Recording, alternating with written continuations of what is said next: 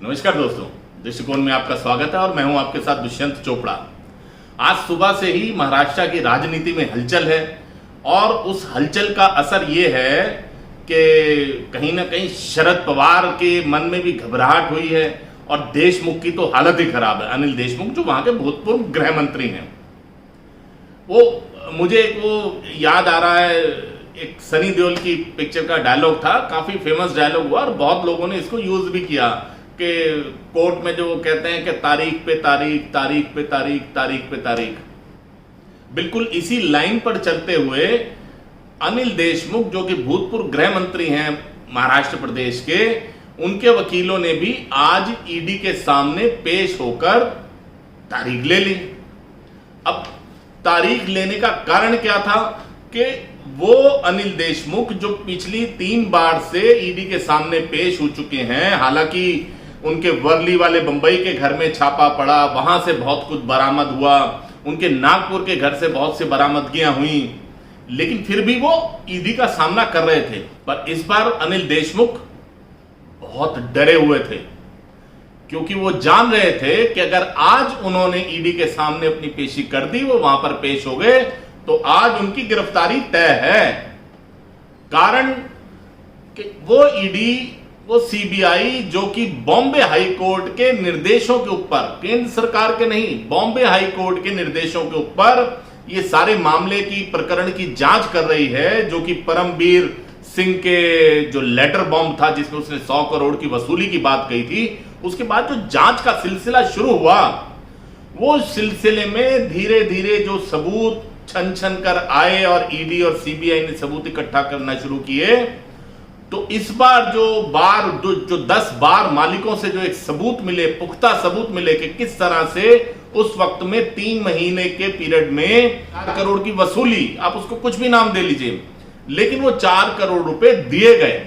वो 4 करोड़ रुपए आज अनिल देशमुख के गले की फांस बन गए, जिसके डर के मारे जब उनको पता लगा कि हाँ भाई अब तो मेरा गिरफ्तार होना तय है, तो आज वो ईडी के सामने पेश ही नहीं हुए, अपने वकील को भेज दिया। वकील का एक ही काम है, वो गए कि भाई अभी हमारे साहब आ नहीं सकते, आप तारीख दे दीजिए। लेकिन जिस तरह से ईडी लगातार वहां पर छापे मार रहा है और शुक्रवार की शाम को अनिल देशमुख के जो पीए और पीएस हैं, संजीव पलांडे और कुंदन शिंदे, उन दोनों को शुक्रवार की रात को गिरफ्तार कर लिया। लेट नाइट में उनके घर पर छापा मारा, बहुत चीजों की वसूली भी हुई और साथ में उन दोनों की गिरफ्तारी हो गई।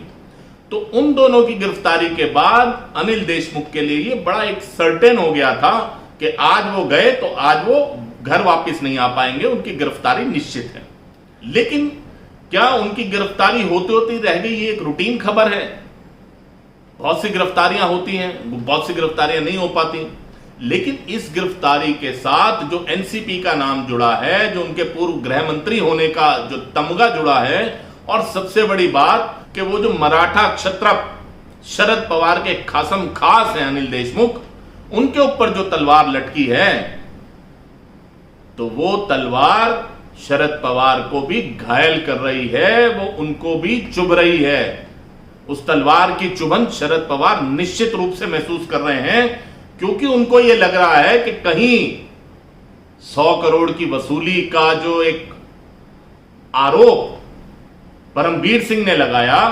और उसके बाद से जिस तरह से जांच चली है, तो अभी तक तो इस जांच की आंच उन तक नहीं पहुंची है। लेकिन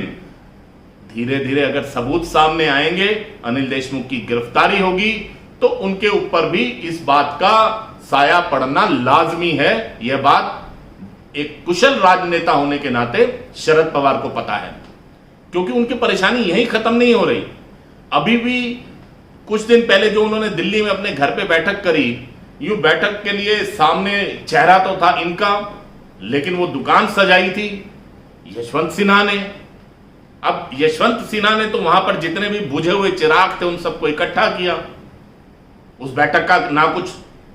हल निकलना था, ना ही निकला,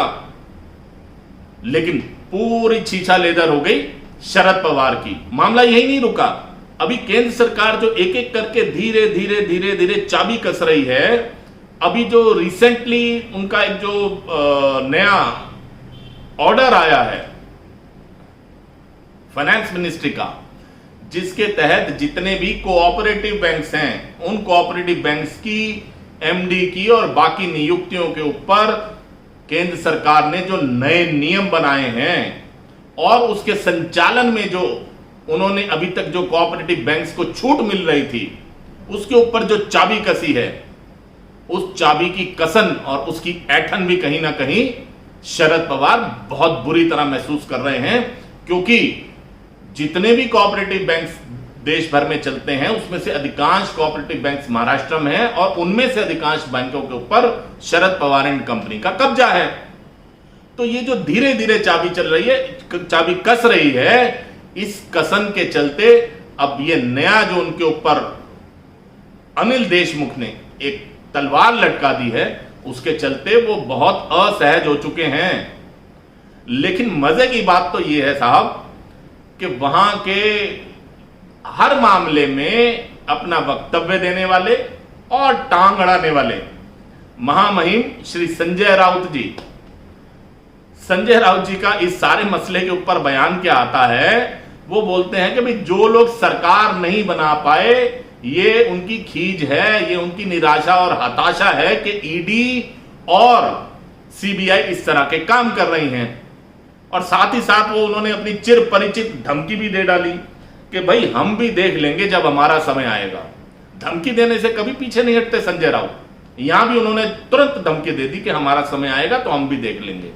लेकिन संजय राउत शायद ये भूल जाते हैं कि ईडी और सीबीआई की जो भी कार्रवाई चल रही है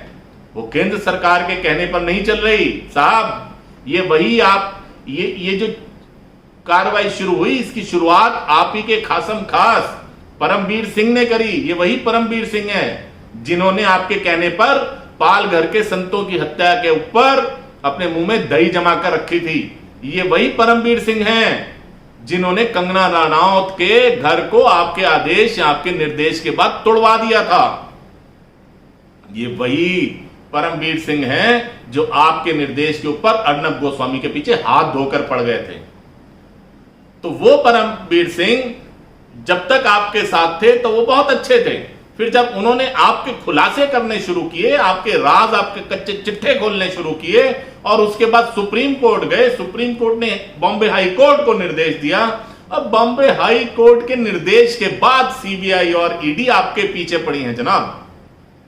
लेकिन आपको तो केंद्र सरकार को कटघरे में खड़ा करना है, आपको तो प्रधानमंत्री मोदी को कटघरे में खड़ा करना है। वो आपने कर दिया और साथ साथ आपने धमकी भी दे दी। लेकिन महाराष्ट्र प्रदेश की जनता आपके ये सारे कृत्य देख रही है, नोट कर रही है और संभाल कर रख रही है, याद रखेगी। आने वाले समय में देखते हैं कि अनिल देशमुख कितने दिनों तक ईडी और सीबीआई की जांच से, आंच से और गिरफ्तारी से बच पाते हैं, और साथ ही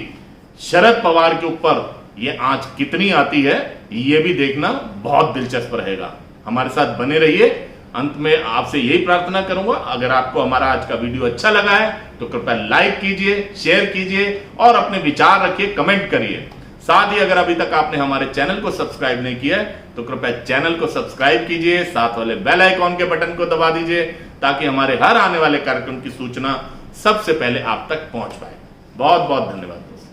थैंक यू वेरी मच।